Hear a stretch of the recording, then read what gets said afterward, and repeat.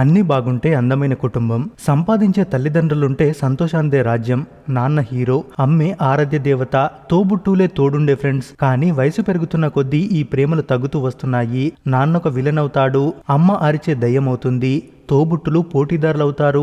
కుటుంబం కోసం సర్వం త్యాగం చేసిన తల్లిదండ్రులు ఒంటరివారవుతారు. అందమైన కుటుంబంలో అంధకారం రాజ్యమేలుతుంది. కన్నవారే భారమై కనుమరుగవుతున్న అనుబంధాలపై ఈ రోజు మన వీడియో. ఓ కొడుకు చేతిలో మోసపోయిన తల్లి ఆ కొడుకుకి ఎలా బుద్ధి చెప్పిందో చెప్పే అద్భుతమైన స్టోరీ ఇది. ఓ సినిమాలో కవి చెప్పినట్టు అమ్మని మించిన దైవం లేదు. తాను తిన్నా తినకున్నా తన పిల్లలకి మాత్రం కడుపు నిండా పెడుతుంది. ఆ తర్వాతే మిగిలింది తాను తింటుంది, లేదంటే మంచినీళ్లతోనే కడుపు నింపుకుంటుంది. పిల్లలు ఎన్ని తప్పులు చేసినా ప్రేమగా సరిదిద్దుతుంది. బిడ్డకి చిన్న కష్టం వచ్చినా తల్లడిల్లిపోతుంది. అలా తాను పడే కష్టం పిల్లలకి కనిపించకుండా పెంచి పెద్దవాళ్ళని చేస్తుంది. కానీ ఆ తల్లి పడ్డ కష్టాల్ని మర్చిపోయి ఓ కొడుకులా కాకపోయినా కనీసం మనిషిగా కూడా ప్రవర్తించకుండా రోడ్లపై అనద్దల్లా మారుస్తున్నారు. 4 మెతుకులు పెట్టడమే భారంగా భావించి గుళ్ళో దేవుడితో సమానమైన తల్లిదండ్రులను అదే గుడి బయట భిక్షగాలుగా మార్చేస్తున్నారు. ఈ క్రమంలో తల్లిదండ్రులను వదిలేసే కొడుకు కోడలకు గుణపాఠం ఈ స్టోరీ. రమణమ్మ పల్లెటూరులో వ్యవసాయం చేస్తూ తమ కాళ్ళ మీద తామే బ్రతికేవారు. కానీ కొన్ని నెలల క్రితం రమణమ్మ భర్త కాలం చేయడంతో హైదరాబాద్ లో ఉంటున్న కొడుకు దగ్గరికి వచ్చేసింది. ఊర్లో ఉన్న ఆస్తుల్ని అమ్ముకొని ఆ ఊరితో తెగదింపులు తెంచుకొని కొడుకుని నమ్ముకొని వచ్చేసింది. అలా ఆస్తులు అమ్మగా వచ్చిన డబ్బుల్ని కొడుకు చేతిలో పెట్టేసి తన శేష జీవితం కొడుకు దగ్గరే అనుకుంది. కొన్నాళ్లు బాగానే ఉన్నారు. కానీ పల్లెటూరులో ఉన్న రమణమ్మకి సిటీ అలవాట్లు బొత్తిగా నచ్చలేదు. దాంతో తన సహజత్వాన్ని కోల్పోకుండా ప్రతి పనిలో పల్లెదనం ఉట్టిపడేలా వ్యవహరించేది. మరోపక్క అత్తగారి చాదస్తం కోడలికి కోపం తెప్పించేది. ఇలా రమణమ్మకి కోడలికి మధ్య ఓ నిశ్శబ్ద యుద్ధమే జరిగేది. నోటితో కాకుండా చేష్టలతో రమణమ్మని తిట్టిపోసేది కోడలు. కానీ ఏనాడు రమణమ్మ పల్లెత్తు మాట గాని కొడుకుతో చెప్పడం గాని చేయలేదు. ఎందుకంటే కోడలు అత్త అన్నాక ఆ మాత్రం ఉంటుందని ఆమెకి తెలియంది కాదు. అయితే కొన్ని రోజులకు రమణమ్మ కొడుక్కి ముంబైకి ట్రాన్స్ఫర్ అయింది. దాంతో ఫ్యామిలీ మొత్తాన్ని అక్కడికే తీసుకెళ్దామనుకొని విషయం చెప్పాడు.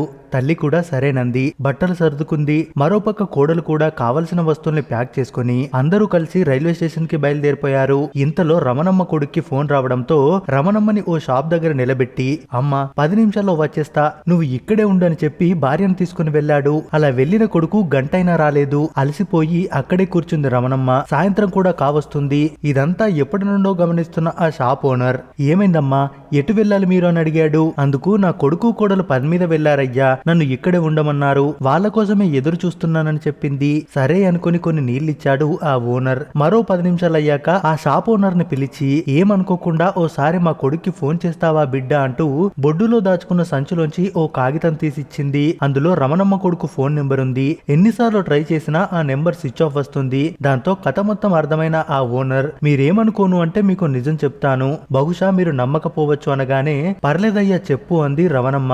నీ కొడుకు నిన్నిక్కడ వదిలేసి కాదు, వదిలించుకొని వెళ్ళిపోయాడు అన్నాడు. ఆ మాటలకు కాస్త నొచ్చుకున్న రమణమ్మ, అదేం కాదయ్యా, నా కొడుకు అలాంటోడు కాదు, వాడి గురించి నాకు బాగా తెలుసు, కావాలంటే నువ్వే చూడు, నా కోసం ఖచ్చితంగా వాడు వస్తాడని చెప్పి యథాస్థానానికి వెళ్లి కూర్చుంది.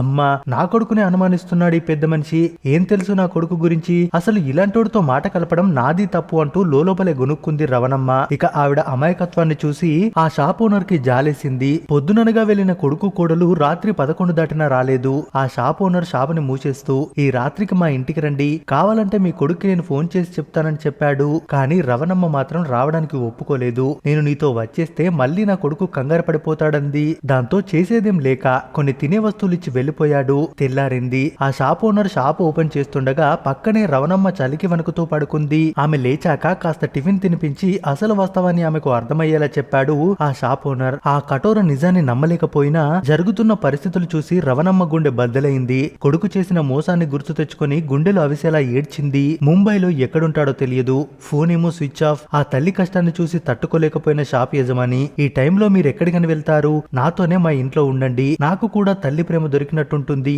మీకు కూడా ఆశ్రయం ఉంటుందని మరీ మరీ చెప్పడంతో కాదనలేక ఒప్పుకుంది రవణమ్మ. ఆ షాప్ ఓనర్ భార్య కూడా రవణమ్మతో బాగా కలిసిపోయింది. అత్తయ్య అంటూ ప్రేమగా చూసుకునేది. అయితే ఆ షాప్ ఓనర్ భార్య దగ్గరలోని దుకాణాల్లో స్వీట్లు పచ్చళ్ళు అమ్మేది. దాంతో రవణమ్మ కూడా సాయంగా ఉంటూ ఆ ఇంట్లో ఓ మనిషిలా మారిపోయింది. ఓ రోజు కూరగాయలు కొనడానికి వెళ్ళినప్పుడు ఓ అబ్బాయి ఎర్రటెండలో లాటరీలు అమ్ముకుంటూ కనిపించాడు.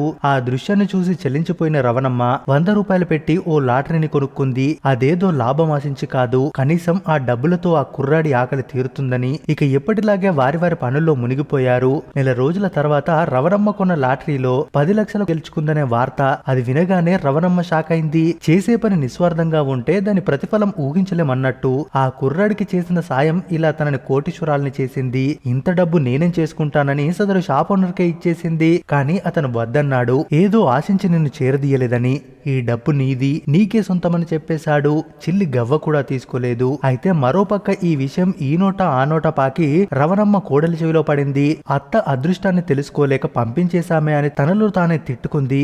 ఎందుకంటే అత్తని రైల్వే స్టేషన్ లో వదిలేసిన కొన్ని రోజులకే భర్త జాబ్ పోయింది. కూర్చొని తినడంతో ఉన్న ఆస్తులు కరిగిపోయాయి. ఇప్పుడు రోడ్డున పడే పరిస్థితి. తమ పరిస్థితి గురించి చెప్తే ఖచ్చితంగా అత్త సాయంగా ఉంటుందని భర్తతో చెప్పి ఎట్టకేలకు తల్లి జాడ కనుక్కున్నారు. ఇన్నాళ్ళు ఏమైపోయావమ్మా అంటూ తల్లి ముందు కపట ప్రేమ నటించడం మొదలు పెట్టారిద్దరు. నిజానికి వాళ్ళు వచ్చింది తన కోసం కాదు, డబ్బు కోసమని రమణమ్మకి కూడా అర్థమైపోయింది. నువ్వు మాతో వచ్చేయమని అడిగాడు కొడుకు.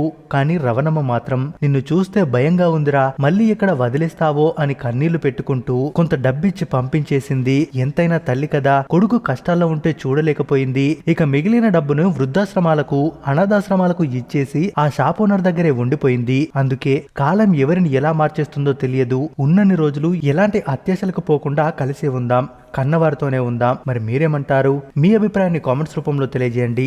మరిన్ని ఇలాంటి వీడియోస్ కోసం మన ఛానల్ని తప్పక సబ్స్క్రైబ్ చేసుకోండి.